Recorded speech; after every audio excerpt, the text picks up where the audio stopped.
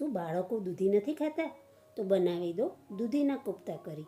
જે બાળકોને ખવડાવશો તો તેમને ખ્યાલ પણ નહીં આવે કે તે દૂધી ખાઈ રહ્યા છે. તે બનાવવા માટે સૌપ્રથમ પેસ્ટ બનાવી તૈયાર રાખીશું. તેના માટે મિક્સર જારમાં આદુ મરચાં લસણની પેસ્ટ બનાવી એક પ્લેટમાં કાઢી લઈશું. ફરી મિક્સર જારમાં ડુંગળી ઉમેરી તેની પેસ્ટ બનાવી તેને પણ એક પ્લેટમાં કાઢી લઈશું. તેમાં ટામેટાં થોડા કાજુ ઉમેરી પેસ્ટ બનાવી તૈયાર કરી લઈશું. હવે કોફતા માટે દૂધી છોલી છીણી લઈશું અને એક કપડું મૂકી છીણેલી દૂધીને એક કપડા પર લઈ લઈશું. તેને દબાવી નીચોવી તેનું પાણી કાઢી લઈશું.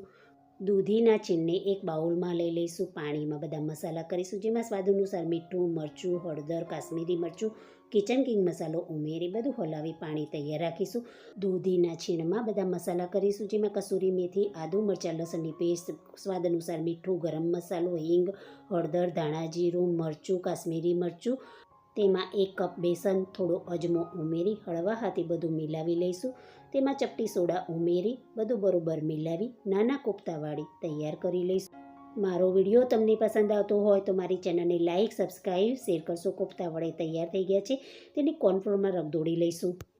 કોફતાને હાથમાં લઈ શેપ આપી વધારાનો કોર્નફ્લોર ખંચેરી લઈશું. કોફતા તૈયાર થઈ જાય ત્યારે અપમ પેન ગરમ કરવા મૂકી તેમાં થોડું તેલ મૂકી દઈશું અને તેમાં તૈયાર કરેલા કોફતા મૂકી ધીમા તાપે બધી સાઈડેથી ગોલ્ડન કલરના થાય ત્યાં સુધી તેને શેકાવા દઈશું.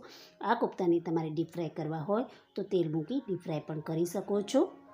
આ રીતે કોફતા બનાવશો તો પણ કોફતા એકદમ સોફ્ટ જ બનશે.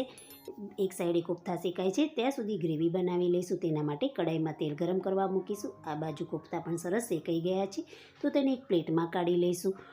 તેલમાં બધા ખડા મસાલા ઉમેરીશું, જેમાં લવિંગ, તજ, તમાલપત્ર, સૂકા લાલ મરચાં, હિંગ, આદુ મરચાં લસણની પેસ્ટ ઉમેરી બરોબર સાતરી લઈશું. તેમાં બનાવેલી ડુંગળીની પેસ્ટ ઉમેરી લઈશું અને સ્વાદ અનુસાર મીઠું મિલાવી ઢાંકી ડુંગળીને સીજવા દઈશું. ડુંગળી સરસ સીજાઈ જાય ત્યારે તેમાં બનાવેલી મસાલાની પેસ્ટ ઉમેરી લઈશું અને બરોબર મિલાવી તેલ છૂટું પડે ત્યારે તેમાં બનાવેલી કાજુ અને ટામેટાની પેસ્ટ ઉમેરી લઈશું.